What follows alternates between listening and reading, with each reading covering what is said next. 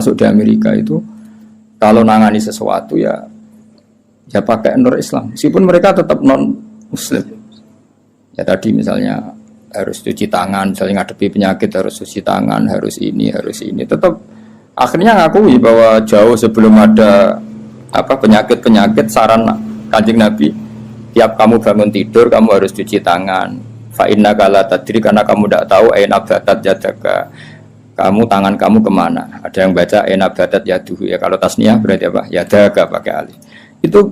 Itu Islam. Mulai dulu menyarankan apa? Terus mulai dulu ya sarannya Islam ya pakai air sing warid yang ngalir. Sehingga cara wong kuno nganggo padasan dulu, sekarang malah pakai keran. Itu jauh sebelum ada anjuran pemerintah pakai air ngalir, kudune santri wis biasa. Jadi banyak ilmu yang menurut mereka baru, cara santri itu ya biasa aja. Karena memang kita hidupnya kan sudah benar, sudah waras. Sehingga benar kan nasibnya. Nah, pola hidup kita ini sudah waras, sudah bagus. Nah, soal solusi sosial malah gampang lagi. Saya beberapa kali ada orang konsultasi ke saya, solusi sosial Islam lebih hebat lagi. Dari awal Islam menghentikan to'amul wahid yakfi isnain wa to'amus isnain yakfi arba'atan. Jadi satu orang punya rezeki itu harusnya bisa nanggung satu orang, dua orang bisa nanggung 4 orang. Artinya kan kita biasakan misalnya konco akrab sing sitok kurang ditanggung temannya, satu keluarga yang kerja 2, satu rumah makan semua. Karena normalnya memang rezekinya orang satu itu bisa menghidupi orang 2, orang 3, orang 4. Nah, yang menjadi kacau agama ini kan gini. Yang kacau menurut agama adalah apa? Jatah yang papat tindak nong sitok mulai merusak kan langsung. Nah, sekarang banyak orang rakus gitu. Wong sak nampan kok dinar wong loro. Iku mulai rusak iku. Paham yo? Wetenge lo dididik, paham. Jadi sebetulnya menurut Islam itu kan to'amul wahid yakfi isnain wa to'amul isnain yakfi arba'an. Itu malah walian. To'amul wahid yastaghribu to'ama arba'atan. Itu kan ribet kan. Ya saya muka terus pura pengeran. Nah bayangkan kalau itu pejabat, kerakusan terhadap aset negara harusnya menyebar terus dikuasai 1-2 orang. Kayak apa kacaunya dunia ini. Lah ya lagi-lagi semua itu Nur Muhammad, ajaran Rasulullah SAW tetap ajaran sing halul muskilat, bisa mengurai problem. Maka kita buktikan bahwa kita yang Islam itu hidup kita stabil, hidup kita nyaman. Kalau enggak ya bagian dari problem itu. Ya bagian dari apa? Problem itu. Tetap Kanjeng Nabi faqad nusirat fil kainati a'lamu ulumik. Jadi meskipun di negara non muslim semuanya sekarang mengkaji apa? Islam. Sejarah para malaikat ya faqad nusirat fil kainati a'lamu ulumik. Semua alam raya ini pasti nanti mengkaji ilmu Muhammad. Sekarang sedekah Rasulullah ketika Amerika yang mengkaji Islam, Eropa juga mengkaji, semua mengkaji Islam. Wa tabasyarat lan dadi bunga al makhluqatu pira-pira makhluk bikutu hingga kelan tekani sira.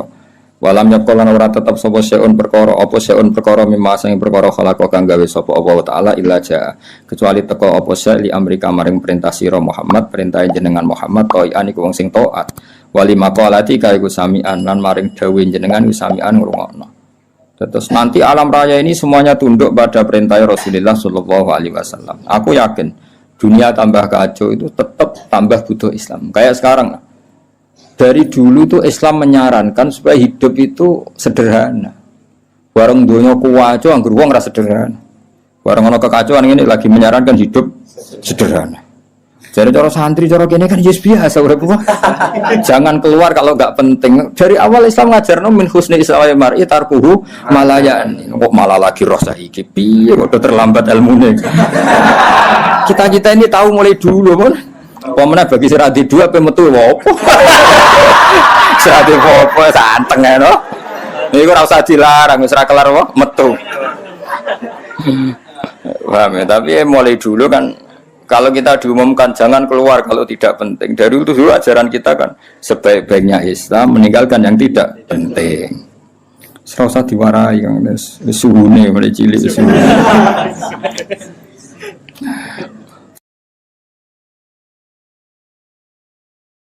Fasaya tikal bairi mulai cerita mujizat. Fasaya tika moko bakal teko kang sira al bairu unta. Bidimamika kelawan jaluk tanggungan jenengan yastajiru jaluk selamat apa bair. Masyhur ya kalau wingi cerita sami dengan berbagai redaksi riwayat fil makna tapi maknanya sama yaitu tadi ada unta yang dipekerjakan di luar normal di luar normal disakiti makanannya sangat kurang walhasil terus unta ini matur ke Rasulullah bahwa diperlakukan majikannya seperti itu. Terus si Arabi dipanggil, kamu gini-gini sama unta kamu. Lah kok tahu ya Rasulullah, ada enggak yang cerita? Ini sing cerita untamu. Iku jenenge fasayati kal ba'ir bidhima mikayas taji wadopulan hiwatdob wal huzalatu lan huzala. Makanya kemarin sama nani dob yunufur itu 2 kali. Itu kalau maksudnya tidak dob ya huzala. Karena kita tidak pernah tahu dob yunufur apa dob yunufur, kan kita enggak jamin harokatnya itu benar apa? Ya, kan kita tidak tahu kan harokatnya itu biasa kan salah kan? Kalau dobu ya dob, kalau dobyu itu huzal. Tapi apapun itu pernah ada seorang Arabi berburu huzal ya, kijang atau berburu dob, tapi sama ya sementing. Atau memang itu 2 peristiwa atau memang itu dua peristiwa. Ketika ketangkep Arabi tadi mau disate, namanya orang nangkap buruan kan, hewan buruan, terus matur ya Rasulullah, saya ini punya anak kecil-kecil. Ini jam saya menyusui, tadi saya keluar untuk nyari makanan. Tolong beri kasih Arabi tadi, beri hak saya menyusui anak saya. Setelah anak saya tidak butuh susuan saya nanti kembali ke sini siap ditangkap Arabi ini. Terus akhirnya Rasulullah minta si Arabi tadi, terus dituruti sama Arabi. Dan dobnya ini tidak nyulaini janji, setelah selesai semua kembali. Itu jenis apa? Waddob wal huzala. Nah yang kemarin apa? Inta apa dobju nufuru tadi yang kemarin itu saya tidak tahu. Makanya dobyu atau dobu kita tidak tahu. Tapi apapun itu tetap maknanya itu minta tolong Rasulullah apa? Minta tolong Rasulullah.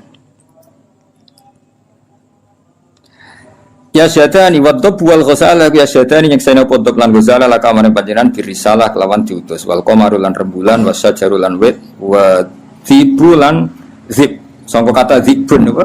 Serigala wa dzibulan serigala. Wong Arab kadang muni zibun, kadang muni apa? Zibun kados tenggiro asapah napa? Zibun atau apa? Zibun. Iku yang tikuna padha ngucap kabeh yang tikuna padha ngucap kabeh binubu adika kelan nabi ne panjenengan angkoripin saking wektu sing parek. Wa markabu kal ditumpakane panjenengan al-buraku buruk.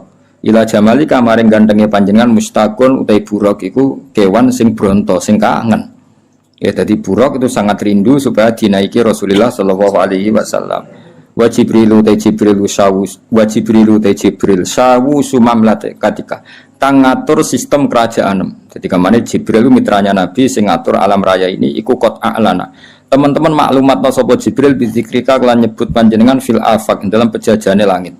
Jadi Jibril yang mempopulerkan namamu di langit. Jadi Jibril memaklumatkan bahwa sekarang lahirlah seorang nabi yang sangat dicintai Allah, namanya Muhammad. Sehingga alam raya di langit enggak ada yang kenal Kanjeng Nabi karena sudah dimaklumatkan oleh malaikat Jibril. Iku jenenge apa? Warfa'na laka dzikra. Wal qamaru rembulan makmurun dan perintahna laka maring sira bil insyikaki kelan pecah. Ketika orang kafir menuntut mukjizat, minta bulan itu dipecah dan itu pernah terjadi iqtarabatis sa'atu wan syaqqal qamar. Wa kullu man tiskabehane wong fil kauni ing dalam alam raya ku mutasawwiqun bronto kabeh, bronto rindu yang sangat. Wong Arab nak darani syauqun. Mulane sebagian makhluk qiyam ayyuhas syauqul jazilu, wahai manusia yang layak dikangeni. Jadi Nabi itu semua orang pasti kangen. Wa kullu man tiskabehane wong fil kauni ing dalam alam raya ku mutasawwiqun iku kangen banget diuri kamare muncule panjenengan, muntaziro tur ngenteni li isyraqi nurika maring padange nure panjenengan. Fabena mal habibu ing dalam antarané Rasulullah sallallahu alaihi wasallam kumun situn iku wong sing ngrungokno li sama itil kal asbah maring ngrungokno mengkono-mengkono asbah maknane jumleger maksudnya fisik-fisik itu. Halimah kan enggak tahu kalau itu malaikat. Pokoke bahasakan Muhammad kekasihku iki mendengar itu semua. Iku jenenge apa? Mun situn li sama itil kal asbah. Wa wajhu te wajah Nabi mutahallilun bersinar kanu risoba kaya dene cahaya pagi hari. Jadi Nabi mendengar saja dengan penuh seksama dan Nabi kelihatan berbinar-binar. Ya itu tadi didhawuhi malaikat tadi, malaikat setelah ngoperasi kan ngendikan panjang lebar bahwa kamu itu calon Nabi, kamu begini-begini. Itu Halimah dengar semua. Iz'at balad dumadaan madhep sapa Halimah tu Halimah mu'linatan hale wong sing banterno bisyahi lan bengok. Maksudnya bengok kaget kan karena Nabi dikelola orang yang tidak dikenal. Habis itu di bredel, di apa-apa itu kan kaget betul ibu rodoknya. Aku lu ngucap sapa Halimah, dawuh sapa Halimah wa ghoriba, wong sing aneh, wong sing asing sendiri. Maksudnya karena Nabi pas itu jauh dari saudaranya karena saudaranya kan lari semua. Ya ketika melihat malaikat tadi kan saudaranya lari semua, berarti Nabi sendiri. Wong Arab nak muni wa ghoribah, napa? Wa ghoribah. Faqalat mongko dawuh sapa al malaikat ya Muhammad ya Muhammad ma anta bi ghorib. Ma anta ora ana te sira bi ghoribin kelan wong sing dhewean, bal anta te sira minallahi qoribun parek. Wa anta te sira lahu maring Allah, wa anta te panjenengan lahu maring Allah sofiyun pilihan wa habibun dan kekasih. Ketika Halimah muni wa ghoribah jare malaikat, tenang kamu Muhammad, kamu tidak sendiri. Kamu dekat sama Allah. Ya tentu perasaannya Halimah sama malaikat kan beda. Qala Halimah wa wahidah, duh wong sing dhewean. Tentu cara Halimah Nabi Muhammad itu posisi sendiri karena saudaranya lari semua. Faqalat moko dawuh sapa al malaikatu malaikat ya Muhammadu ma anta biwahid. Ma anta ora ana sira biwahidin kelan dhewean. Bal anta uta sira iku sahibut ta'yidi wong kang duweni kekuatan. Wa anisu ka uta kancane sira iku alhamidul majid dat sing hamidul majid. Ya, tapi problemnya malaikat kan enggak bisa ngomong ke Halimah gak Nabi. Halimah boten apa Nabi mau matur nang Kanjeng Nabi ora mat kira dhewean tenang wae kowe dibarengi pangeran sing alhamidul majid wa ikhwanuka ta dulur sira ku ikhwanuka ya dulur sira minal malaikat sing para malaikat wa ahli tauhid lan ahli tauhid soal dulur do mlayu dulur rodok kowe tenang ae kabeh malaikat kabeh ahli tauhid dulur iki dawuhe malaikat terus qalat halimatu wa yatimah ya sak ngono sekaruan status yatim faqalatil malaikatu lillahi darruka min yatim lillahi kagungane Allah sarasan daru kau te nikmat sira semana darun puan maksudnya puan ku nikmat sira min yatimin ya gak apa-apa kamu yatim tapi yatim terbaik fa inna qadraka monggo sak temne kadar sira inda wa munggu Allah iku azimun iku aku. Ini cerita Nabi ketika ketemu Nabi Adam. Fa idza nazara qibala yaminih dhahika wa idza nazara qibala shimalih baka. Nabi Adam ketika melihat ke kanan tuh senyum-senyum senang sekali tapi kalau kau melihat ke kiri itu nangis. Lalu Rasulullah SAW tanya ke malaikat Jibril, itu siapa? Itu Adam. Dan yang kelompok di kanan itu ahli surga, maka beliau kalau melihat senang sekali, dan kalau yang di kiri itu ahli neraka, kalau beliau melihat itu susah sekali. Artinya apa? Betapa susahnya jadi Nabi Adam itu. Jadi kalau misalnya ada koruptor ketangkep gitu ya, yang nangkep ya cucunya, yang ditangkep juga cucunya. Kalau kita punya anak 10 itu, terus yang satu misalnya nyuri milik temannya, milik saudaranya itu, sing naboi ya anaknya, yang ditaboi juga anaknya. Kayak apa terseksanya seorang Nabi Adam? Karena nggak punya pilihan, pasti dari sekian kasus dolim dan mazlum yang mendolimi maupun yang didolimi itu pasti anak cucunya. Jadi betapa susahnya seorang Nabi Adam. Jadi termasuk kearifan kita sebagai manusia itu belajar dari takdir yang kita hadapi, yaitu keterbatasan kita sebagai manusia. Kita harus bisa ngelola kegagalan, terima kodok kodar. Makanya kata Mbah Mun, abahnya Gus Yasin itu sering cerita ke saya, iman itu paling dhuwur itu iman kodok kodar, khairihi wa syarrihi minallah. Kita harus punya kesiapan iman khairihi wa syarrihi minallah. Bahwa segala kebaikan, segala syar itu sudah digariskan oleh Allah Ta'ala. Kita bisa apa sebagai manusia. Jadi pertama Nabi Muhammad ketemu di as-sama idunya, langit paling dekat. Itu ketemu Nabi Adam dengan kondisi seperti tadi. Kalau melihat ke kanan itu senyum karena itu anak-anak beliau, turunan beliau yang ahli surga. Kalau melihat ke kiri itu nangis karena itu cucu beliau yang ditakdir tidak jadi orang baik.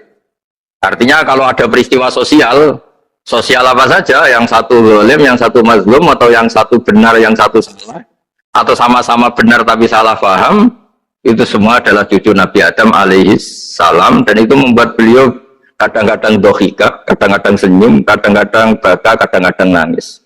Jadi itu yang menjadikan tambahnya arifnya Rasulullah SAW. Saya teruskan, Qultu ya Jibril man hadha qal hadha Adam wa hadhil aswida an yamini wa an shimalih nasamu bani. Fa ahlul yamin ahlul jannah wal aswida allati an shimali ahlun nar. Fa idza nazara qibala yamini dohika wa idza nazara qibala shimalihi baka. Itu seperti misalnya kita punya anak 5, yang satu sukses jadi profesor doktor atau jadi orang alim, yang satu sekolah aja gak naik, misalnya sudah gak naik, entek dunia itu menghabiskan harta itu kan. Tapi barokahnya itu mungkin kita mau jadi sombong gak jadi gitu, karena punya anak yang gak sukses. Mungkin barokahnya punya anak yang sukses itu meredam keangkuhan kita, terus kita menjadi orang yang sopan dengan tetangga, dengan orang lain karena dipaksa punya hal-hal yang seperti itu. Jadi semua yang ditakdir Allah kalau kita ridho itu pasti baik. Karena ya kata yang ngarang kitab hikam itu orang tawaduk itu kalau dinasehati pakai teks saja tidak cukup. Kalau punya utang itu tawaduk sendiri gitu. Guyonannya orang-orang kiai gitu gitu. Ada orang sombong, supaya ada sombong kalau dia ketemu orang yang ngutangin itu pasti sopan sendiri. Jadi kalau dinasehati suruh sopan susah, tapi kalau ketemu orang yang ngutangin atau ketemu orang yang dia butuh pasti dengan sendirinya sopan sendiri. Atau ketemu orang yang menjadikan anaknya dapat pekerjaan, menjadikan keluarganya dapat job pekerjaan, pasti dia sopan sendiri karena utang jasa. Nah kalau kita pasti sopan sama orang yang ngutangi kita, yang menolong kita, apalagi dengan Allah Ta'ala yang semua yang kita pakai pasti dari Allah Ta'ala. Dengan demikian sudah keharusan kita sangat-sangat sopan pada Allah Ta'ala. Yang implementasinya dengan sujud dan dengan sholat. Itu juga yang dibawa dari hasil Mi'raj. Ini saya baca teksnya ya, saya tadi jam 9 baca Bukhari di Kudus sama beberapa habaib, Alhamdulillah. Sekarang saya teruskan dengan Sahih Muslim. Termasuk kitab 6 yang paling dipakai ahli sunnah itu Al-Kutubus Sittah, yang paling pokok itu adalah Bukhari Muslim. Terus kemudian naik-naik terus ketemu Maror tu bi Musa alaihi salam. Ini nabinya Bani Israel. Saya kemudian ketemu dengan Nabi Musa alaihi salam. Nabi Musa itu nabinya Bani Israel. Jadi orang Bani Israel itu bawaannya itu protes. Protes itu komplain. Ketika makomnya beliau dilewati Rasulullah SAW, kelas beliau sebagai nabi, beliau nangis. Ketika nangis ditanya, "Ma yubkika, kenapa engkau nangis ya Musa?" Terus ini saya baca supaya seperti teksnya. Kata Nabi Musa, "Rabbi hadza ghulamun ba'astahu ba'di, yadkhulu min ummatihi al-jannata aktsaru mimma yadkhulu min ummati." Ini lelaki atau nabi junior, nabi yang datangnya setelah saya, mestinya senior saya. Tapi nabi ini sukses, umatnya lebih banyak masuk surga ketimbang saya. Ini yang bikin saya nangis. Jadi pikirannya Nabi Musa kalau beliau senior, beliau lebih dulu ya umatnya lebih banyak masuk surga. Ternyata enggak, masih banyak umatnya Rasulullah SAW. Dan ini gaya beliau yang suka protes itu berkah, karena protesnya orang soleh. Seorang lagi, apa-apa kalau dilakukan orang soleh itu pasti barokah. Ketika Rasulullah dapat perintah 50 sholat, itu Nabi Ibrahim pertama yang dilewati karena di langit paling atas dibanding nabi-nabi yang lain. Itu Nabi Ibrahim diam, karena beliau tidak punya tradisi protes. Semua nabi diam, karena Allah memerintahkan pasti sudah bagus lah, sudah diukur kekuatan hambanya. Tapi ketika Nabi Musa, beliau orang pertama komplain. Dapat apa kamu ya Muhammad? Dapat 100 sholat, dapat 50 sholat. Apa komentar Nabi Musa? Umat saya lebih gagah-gagah, lebih keren-keren. Pernah saya uji itu tidak ada yang mampu, apalagi umat kamu. Maka kamu mintalah keringanan. Fas'alhut takhfif, kamu harus minta keringanan. Masyhur dari waktu itu. Kemudian Nabi minta keringanan sama Allah, dipotong hanya 5. 5 masih 45, dipotong lagi 5 masih 40, sampai 9 kali pemotongan. Akhirnya jadi 5 sholat. Itu satu menjadi pelajaran bahwa hubungan dengan Allah Ta'ala itu tidak perlu malu, karena Allah itu suka dimintain. Mestinya kan dipotong 5 minta lagi sungkan, dipotong lagi 5 minta lagi sungkan, tapi ternyata berkali-kali. Bahkan ketika sudah 5 itu Nabi Musa masih bilang, ya Muhammad minta lagi keringanan. Jadi kalau itu dikabulkan itu jadi tidak ada sholat itu kalau 5 masih minta. Nah, sampai Rasulullah itu tanya ke Jibril, ya Jibril, bagaimana dengan gaya komplainnya Nabi Musa? Hiddah itu sering komplain. Jawabnya malaikat Jibril, ya roh hiddah, Allah tahu betul tentang komplainnya Musa dan Allah senang. Ya karena bawaan beliau begitu. Ini penting saya utarakan bahwa dalam Islam itu orang yang lemah lembut, yang samahah, Allahun halim kayak Nabi Ibrahim itu juga Allah suka. Yang suka komplain tapi demi hak, bukan demi konflik. Saya ulang lagi, demi hak bukan demi konflik, juga Allah suka. Itu kita menjadi dapat sholat yang hanya 5, itu barokahnya komplainnya Nabi Musa, karena kita yang lemah ini diukur dengan umat beliau yang kuat, ternyata umat beliau tidak kuat.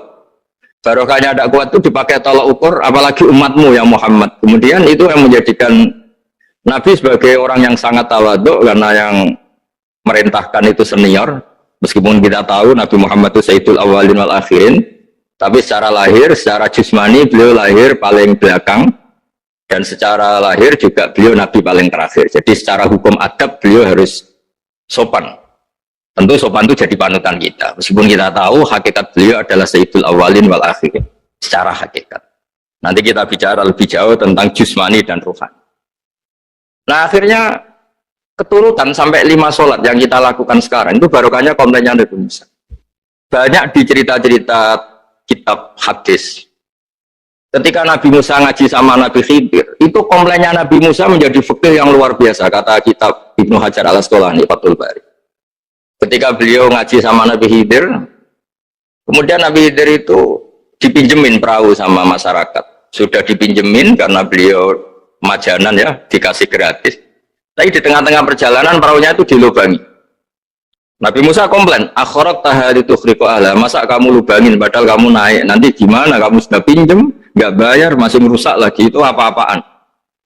Nabi Khidir ya rileks saja, ilmu kamu belum cukup untuk menganalisis ini. Begitu juga ada 3 peristiwa yang Nabi Musa itu selalu komplain. Apa yang dikatakan Ibnu Hajar al-Asqalani itu kitab yang sangat bagus sekali. Justru dengan protes itu Nabi Musa punya kelas di atas Nabi Khidir, karena orang nggak boleh sukut alal mungkar, karena secara fikih orang itu nggak boleh mendiamkan sesuatu yang buruk. Kita tahu dalam aturan fikih di antara kewajiban kita adalah ingkarul mungkar, mengingkari sesuatu yang memang harus diingkari. Ya meskipun tentu tidak dengan sikap destruktif yang merusak dan apa, tapi yang nggak baik tentu kita ingkari. Perilaku Nabi Khidir yang melubangi perahu yang tidak miliknya, padahal yang punya perahu sudah menolong, itu perilaku yang nggak baik. Sehingga Nabi Musa protes. Justru protesnya Nabi Musa ini menjadikan beliau selalu di kelas fikih terbaik, yaitu ingkarul mungkar, mengingkari barang yang harus diingkari. Tapi tentu Nabi Khidir juga nggak salah, karena beliau punya perhitungan. Di depan nanti itu ada begal-begal, ada kekuatan yang nggak baik, yang selalu akan membegal perahu-perahu yang kondisinya sempurna. Nabi Khidir punya perhitungan, kalau ibarat mobil ini spionnya kok nggak dipecah, nggak diambil, itu termasuk mobil bagus, pasti digarong. Tapi gara-gara spionnya dipecah dulu sama Nabi Khidir, terus depannya dilumuri apa supaya agak menarik, ini selamat. Jadi perhitungannya Nabi Khidir, wa kana wara'uhum maliku ya'khudhu kulla safinatin ghusba. Di beberapa tafsir diartikan safinah ay sholihah, karena di depannya nanti akan ketemu orang-orang yang dolim yang selalu ngambil perahu-perahu yang bagus. Caranya gimana supaya perahu itu gak diambil? Ya karena mereka hanya ngambil yang bagus, ya dirusak dulu supaya gak bagus.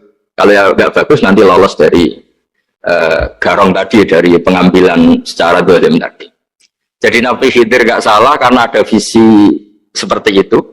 Nabi Musa protes juga gak salah karena memang tugasnya itu ingkarul mungkar, mengingkari barang yang memang gak benar.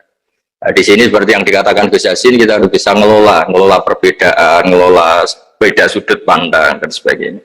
Sehingga kita selalu dapat nikmat Allah Ta'ala, wa allafa baina qulubihim, nikmat yang kita asik, kita hidup asik, nyaman.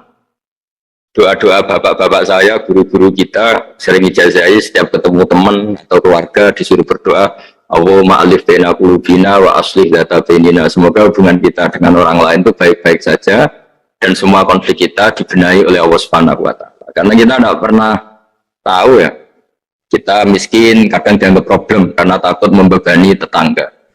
Tapi kita kaya juga kadang dianggap problem karena orang lain takut kalah dengan kita. Kita tidak pernah tahu cara pandang orang lain.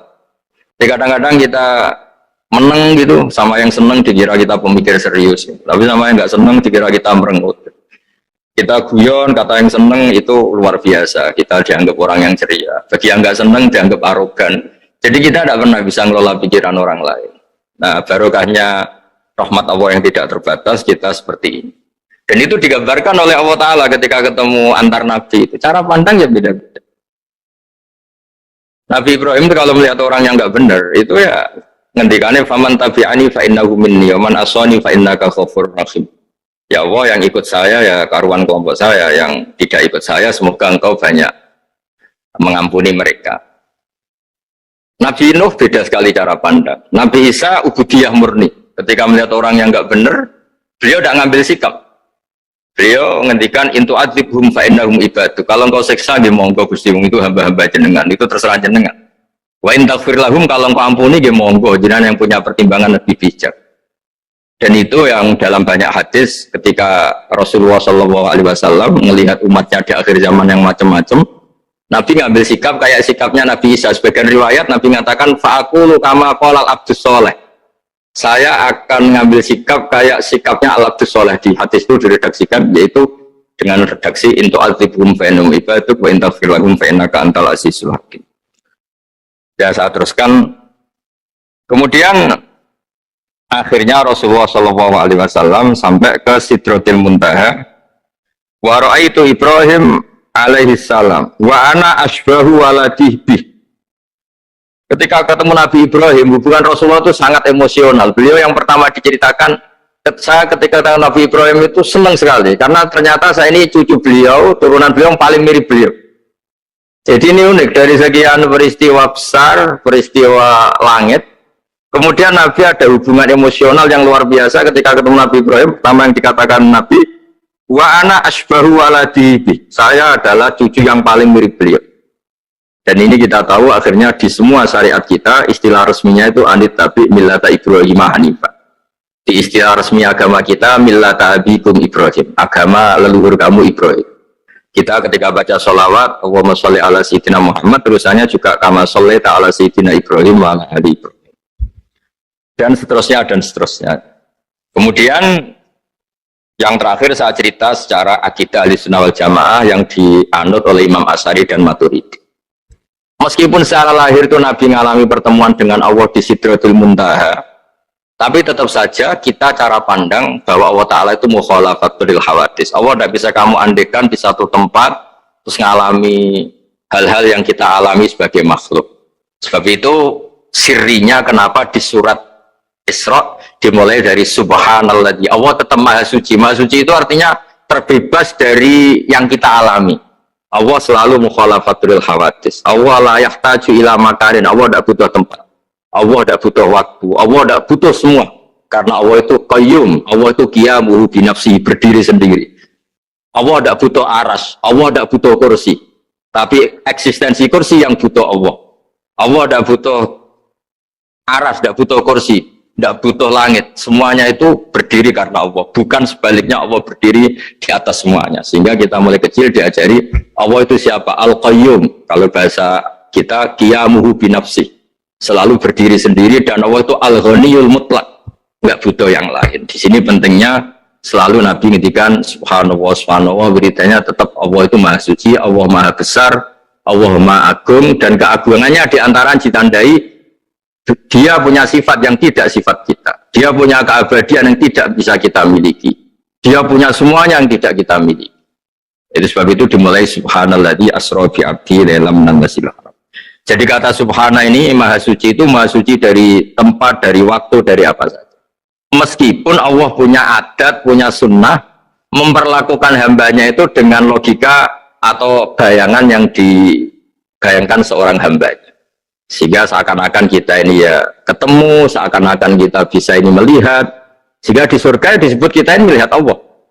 Tapi semua ahli sunnah mengatakan, tapi kamu melihat Allah itu tetap saja bila kaifin walan khisorin, tidak bisa terus menciri. Menciri itu bisa membatasi sifatnya Allah itu begini-begini, tidak bisa. Tetap Allah itu la tudrikul absar wa huwa yudrikul absar. Tapi kita bisa disebut melihat dengan kemakhlukan kita yang profan. Di surga disebut melihat, tapi bukan melihat yang kayak kita melihat antar makhluk yang terus bisa apa itu cerita detail, cerita spesifik, cerita apa tidak bisa. Latudrikul absar. Ini hebatnya ulama-ulama kita, selalu cerita Mi'raj, cerita nazar ila wa fil jannah, melihat Allah di surga. Tapi bersamaan dengan itu selalu cerita Allah itu mukhalafatul hawadis, Allah itu laisa kamitslihi syai'un. Jadi terima kasih Gajang utamanya pada Gus Yasin dan yang membantu semuanya.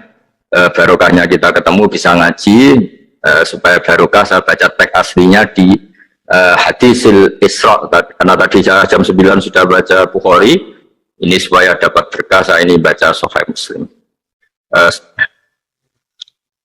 Begini ya, saya tak cerita karena saya baca kitab itu banyak sekali. Ini bukan dalam konteks sombong atau takabur, boten. Saya cerita baca kitab banyak itu supaya sampean tahu bahwa pikiran saya ini mamluk, dipenuhi dengan pikiran-pikiran ulama dulu karena saya sering baca. Jadi tidak pikiran saya sendiri. Khusyuk itu maknanya takut. Ya takut itu ya maknanya takut. Takut itu ya kelas-kelasan. Misalnya saya dipanggil bapak saya, "Bahak sini." Sekedar datang ke tempat itu meskipun nggak niat nurut. Saya ulang lagi, sekedar datang ke tempat beliau manggil saya meskipun nggak niat nurut, itu sudah satu poin tertentu.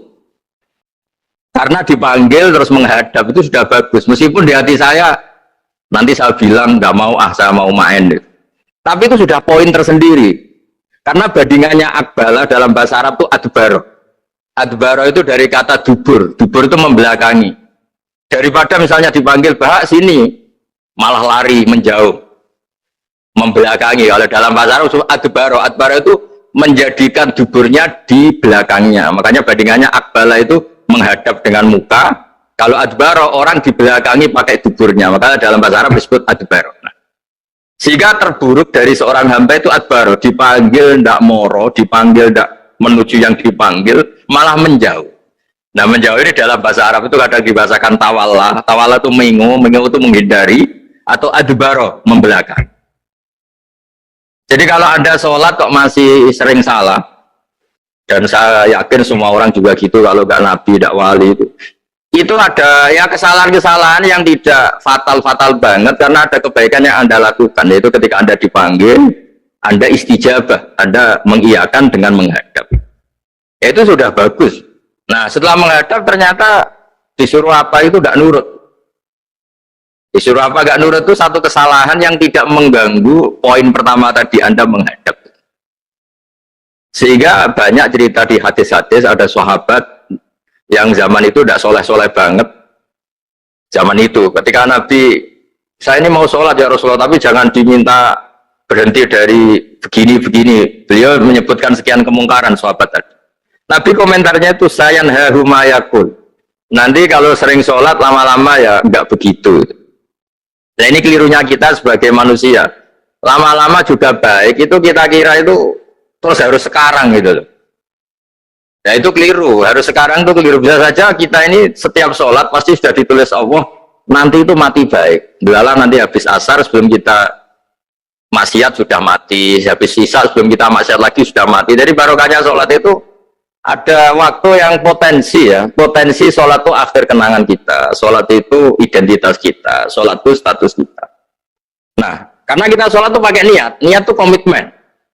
Sementara kalau Anda maksiat itu tidak pakai niat, karena zallah. Zallah itu ya ada niat maksiat, tahu-tahu mungkin di bis ketemu orang cantik, terus agak jelalatan. Tapi kan tidak niat, tapi kalau sampai sholat kan datang ke masjid, bayangkan imami ini, nanti kamu takbir, nanti kamu baca ini, baca ini. Jadi benar-benar komitmen, itu status kita. Kata Said Zabidi disebut mautinuhu wa haqiqatuh. Baiknya umat Islam itu kalau taat itu mautinuhu, itu alamat resminya, itu statusnya, kata Said Zabidi.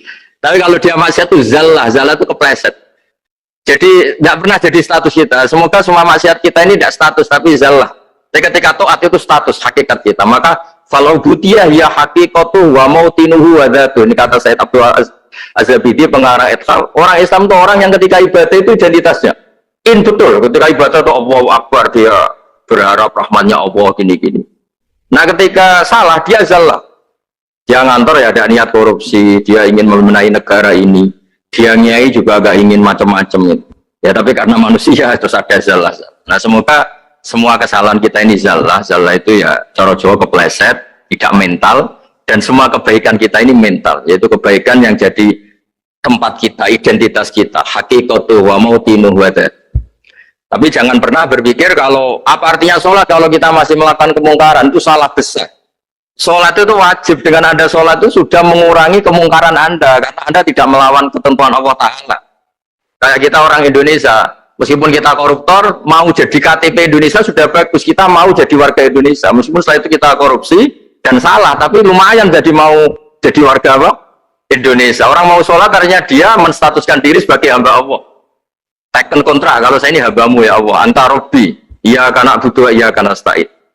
Soal salah ya salah aja, yang sama. Kita tetap warga Indonesia meskipun kita salah, Meskipun kita koruptor, meskipun kita salah, tetap aja warga Indonesia yang berhak mendapat jatah makan meskipun di penjara, meskipun apa. Sama, kita ini hamba Allah yang mengakui kalau Allah itu Tuhan, kita hamba. Dan barokahnya pengakuan itu insya Allah di cerita-cerita syafaat, kalau kita dosa atau apa, insya Allah dapat syafaatnya Rasulullah SAW, karena kita tidak pernah lari dari status kehambaan. Jadi yang harus dipegang, makanya status kehambaan ini nggak boleh hilang. Kita harus sering bilang Robbi, Robbi, Tuhanku yang merawat aku, yang memberi aku. Dengan demikian kita menjaga status kehambaan kita. Dan status hamba ini yang menjadikan orang layak masuk surga. Itu fadkhuli fi ibadi, kamu harus resmi menjadi hambaku, baru ada perintah wadkhuli jannati. Kalau menjadi hamba aja nggak mau, kita punya keangkuhan, punya keinginan yang mulu-mulu, sehingga seakan-akan kita ini Tuhan. Nah, itu tidak menghamba. Kita harus fadkhuli fi ibadi, baru wadkhuli jannati. Saya kira demikian, semoga ini manfaat. Banyak cerita niku riyen Kiai Khalil mengambil mantu Kiai Bisri niku nggih nyaur utang kalian Mbah Topo, mergi sering dirumat secara finansial. Bias mbake ndongane iku tenanan supaya anake Kiai Mustofa niku pinter, anake Mbah Topo niku pinter, terus dados Kiai Bisri. Niku nak diambil kesimpulan niku Kiai ndonga tenanan niku nak dirumat tenanan. Nak dirumat rapati tenanan niku ndongane ya kudune rapati tenanan. Ini ngantos sing cerita ini bodoni napa boten niku riyen niku ngantos Mbah Khalil prai jamaah. Mergo makmume iku sing ngutangi. Dadi wedi nek ketemu makmume. Suwe-suwe diebrokno terus wani dadi imam malih. Terus dalam keadaan ngoten niku ndonga ora tenanan boten mungkin. Singkat cerita terus Kiai Bisri dados tiang alim, Kiai Misbah dados tiang alim. Terus fan ingkang ditekuni niku nahwu. Wow, leres sing didawakan Kiai Said angsal gelar si bawai zamani. Panjen riyen kula piyambak sering didhawuhi Mbah Mun, nggih sering istifadah teng terjemahan Alfiyaipun Kiai Bisri. Riyen teng sarang nak belajar Ibnu Aqil, di antara referensi ini tulisannya Kiai Bisri mbek Kiai Misbah. Sing sedanten niku barokah didikanipun Kiai Khalil Harun. Kula piyambak zuriyah saking Mbah Dimyati. Mbah Dimyati riyen teng sarang keceleke putra angkate Kiai Umar Harun. Begini wow Kiai Umar mboten gadah putra. Kalau cerita silsilah sing radi serius. Dados niki waliane Gus Yofur wau mun rileks niki kula sing cerita serius. Riyen syaraté wong alim niku sinau riyen, sinau badhe niku diskusi kalian sing sak level. Badhe niku nembe ngaji.